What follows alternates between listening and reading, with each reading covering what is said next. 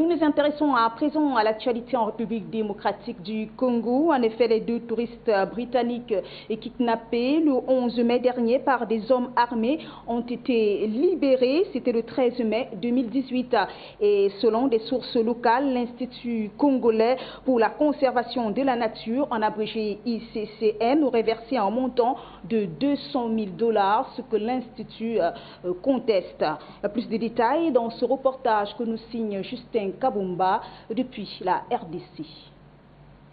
Les deux touristes de la nationalité britannique avaient été enlevés lors de l'attaque de leur convoi par des hommes armés jusqu'à présent non identifiés.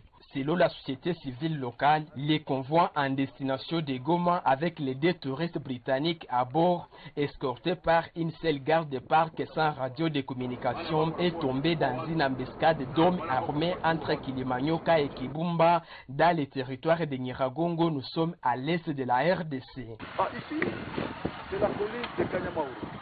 C'est là-bas, donc vous-même vous voyez, il y a la position là-bas. Comme vous le voyez, c'est ça, la colline de Kanyamaouro.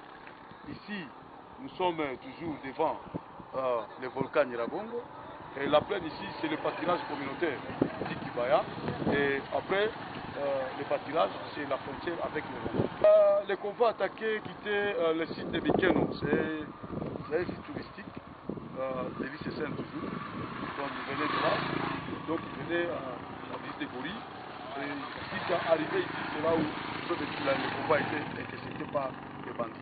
La société civile déplore le fait que l'embuscade qui a coûté la vie à une écogarde ainsi qui a fait l'objet de l'enlèvement de deux touristes s'est passé à quelques mètres de la base de FARDC, mais ces derniers n'ont pas intervenu. Comme vous-même vous venez de poser cette question, vraiment il est très difficile de comprendre cela. Pourquoi? Parce que vous-même vous constatez, donc vous constatez avec nous qu'il y a beaucoup de positions de militaires FARDC, donc c'est impossible que les gens soient enlevés, je ne sais pas, tués, pendant qu'il y a beaucoup de positions de notre armée.